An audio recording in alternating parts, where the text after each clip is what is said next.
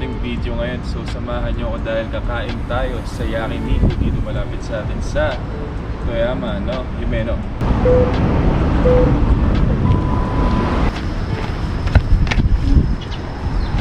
Naman ako. So ito, nagpalit ako ng sweatshirt guys kasi malamig talaga. Malamig na yung panahon dito kasi malapit na mag-winter. So nilalakad lang natin.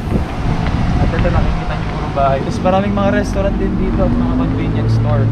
So okay na okay yung lugar para sa akin. Kasi lalo na sa katulad ng Kutomei. Okay tayo.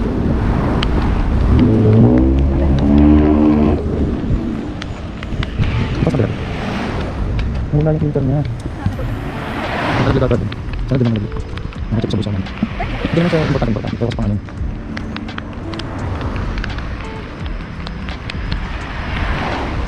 Meron ditong pine tree guys eh. Alam niyo na, may pine tree ibig sabihin malamig ang klima. So pero kaya feeling ko yung sinasabi ng mga ibang mga Pilipino dito na kung kakayanin ko daw ako mag-work ng mainit, eh feeling ko dahil sa sanay sila from malamig na malamig tapos bilang init. Eh dyan sa Pinas sanay tayo sa mainit. Alam niyo yan guys, umaabot tayo 40 degrees dyan, 50 degrees diba? Tapos uso yung mga nag-bike dito. Kung naman yan sa mga dito sa lugar ng Japan, kahit sa lugar ng usually maraming nag-bike ganyan. At para tayo nasa haunted place no? Parang abandoned place no? Parang gusto ko mag-ano dito, mag-horror kami, kinemrits, horror content. Kasi hindi siya matatakot din eh, baka maboard lang sila sa akin, lagyan mo lang action. Parang ganun. Ayun, meron dito temple dun eh.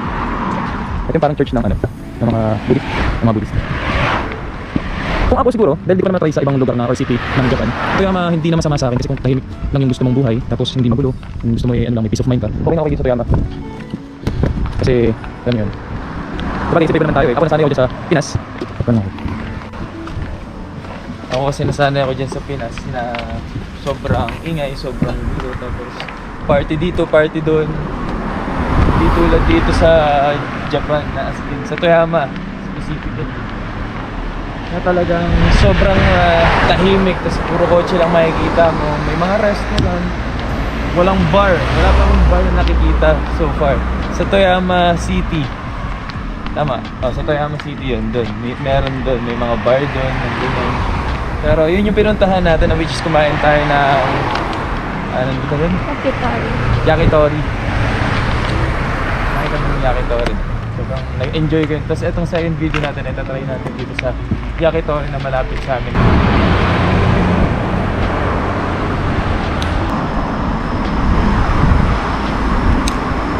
So nandito na tayo ngayon guys at para siyang bahay. So tignan natin kung gusto natin, tignan natin yung menu no, kung magkano, kung ano yung mayroong mga sinaserve nila. Check natin, pasok tayo sa loob, let's go. At nandito na tayo, magte-take na tayo ng order.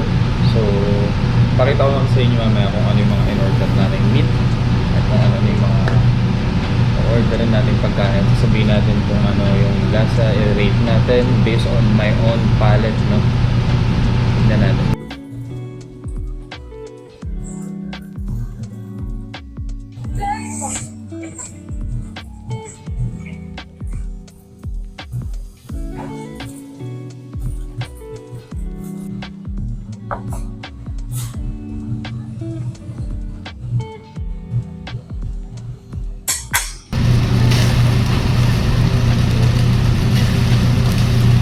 Bigyan mo ako.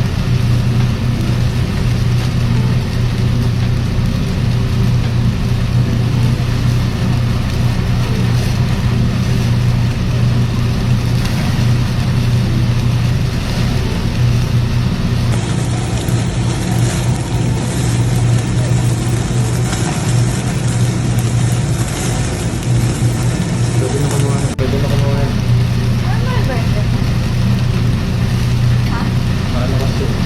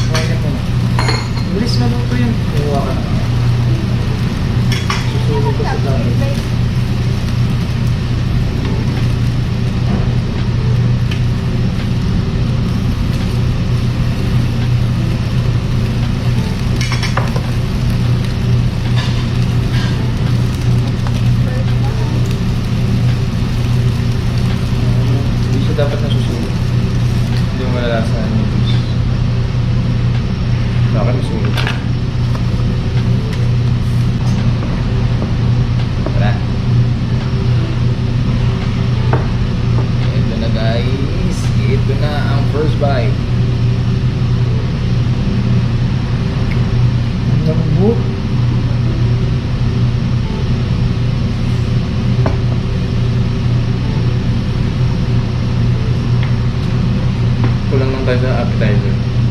Wala tayong appetizer.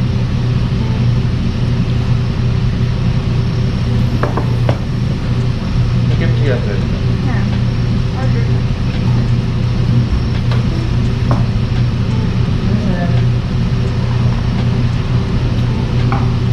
Ano si Sir?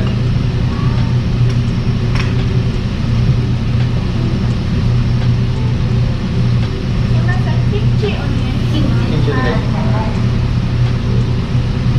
辛いですけどいい Maanghang daw.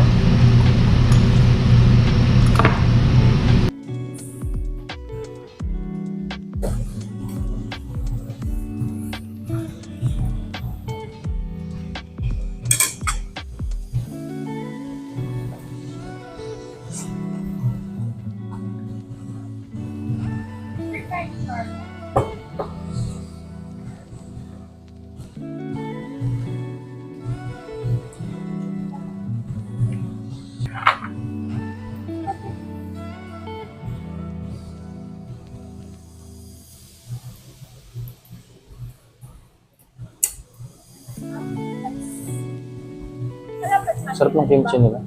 Lapit lang lahat yan, puro ano lang. Nakinig.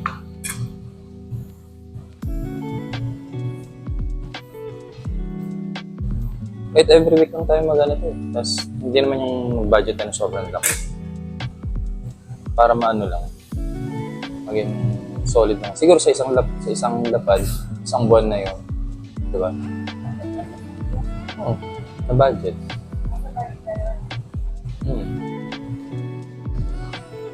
Ba? Friday na rin na.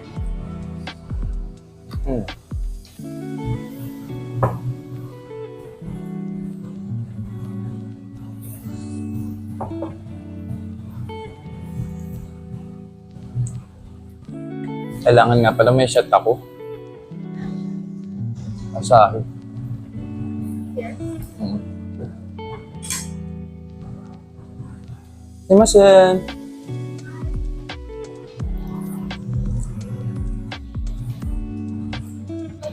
So, Asahi Kisai desu ka?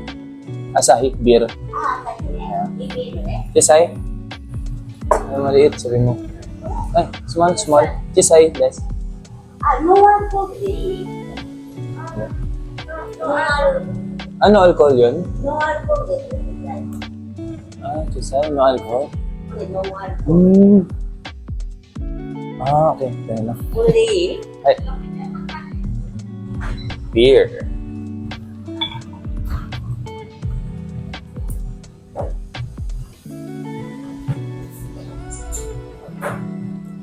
Asahi. Baka naman. Charot lang. Kala mo ang dami ng followers. Kala mo ang dami ng subscribers para magbaka naman eh. No?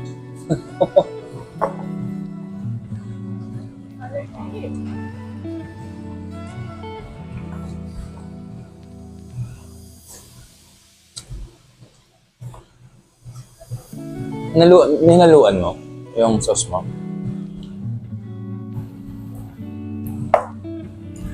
Tangi pang garlic din.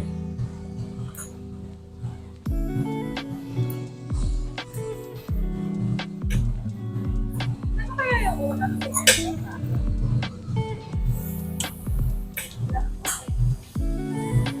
Sumasen? Tanong mo. Mag-ano pa naman tayo sa ito. Hindi na ba tayo mag-ano? Hindi, tatanungin lang kung ano yun.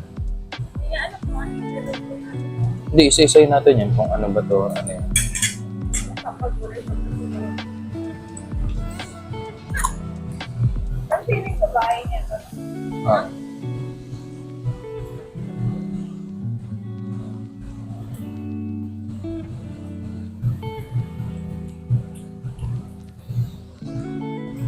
Pag sila makakasama ko, lumabas na tayo.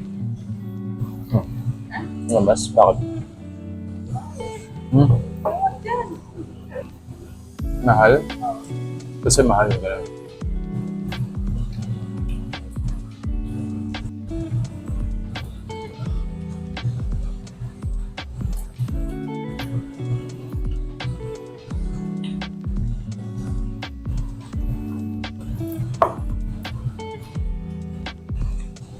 Sarap guys.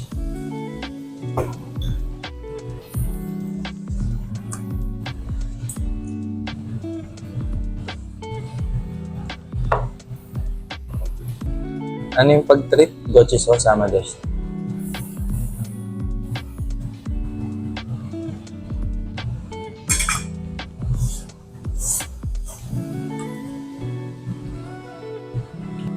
Sarap it with beer. Perfect with beer. Gusto ko lang ang asahe. Oo nga eh.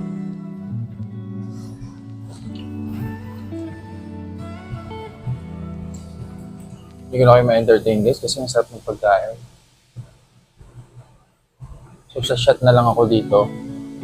Enjoyin nyo na lang kung paano ako kumain. Kasi sarap siya, promise. Hindi ko ma-explain, basta ang fresh nung meat. Share location ka, malapit lang naman tayo.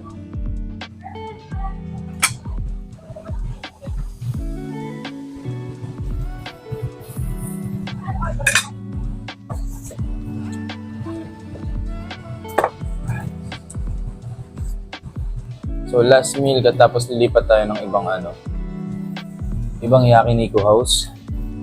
Wala nang masabi guys, ang sarap kasi.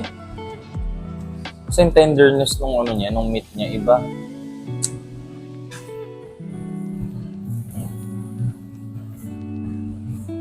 Ang sarap. Kasi di mo siya kailangan lutuin ng matagal. Actually mga 3 to 5 minutes lang. Okay na. So feeling ko mga 10 minutes pa lang, 15 minutes, tapos ka na kumain. Okay na yun. Okay. Sige to. Ba't binalik mo? Oh, sige. Ba't ang konti mong sa'yo?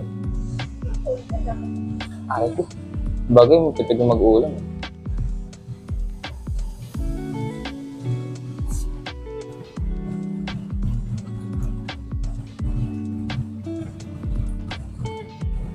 Yung pagkakat ng meat, sarap. Parang perfect bite eh.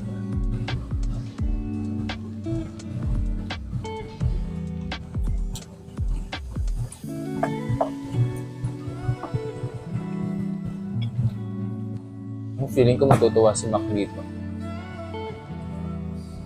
Yung brother ko, shoutout sa'yo. Kung nandito yun, no? Kaya enjoy dito eh. Pero yung mami ko, kung nanonood, mami, walang pork dito ah. Lahat to beef.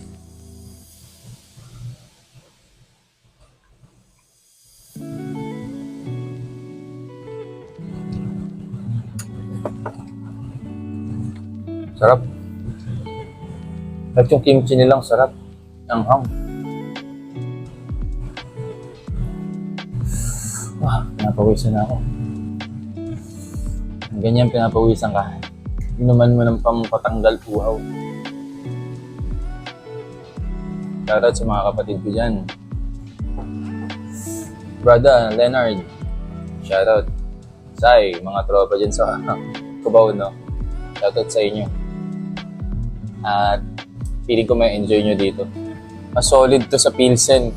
Mas solid sa Red Horse. Asahi is the brand.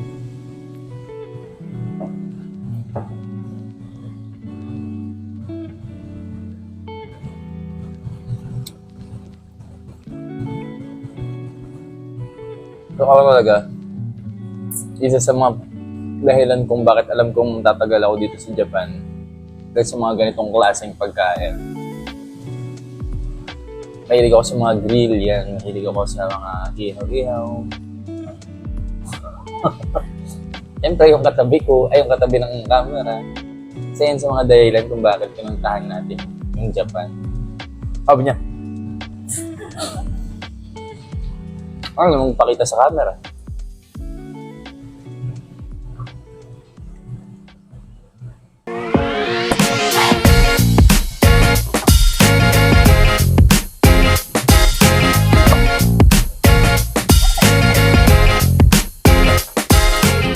So, papaalam na muna ako guys. part 2 na lang tayo sa next location natin sa restaurant na to. Dahil medyo tinatamahan na ako. Yan. Peace out. See you in part 2. Oh, naka-record na. 3, 2, 1, go.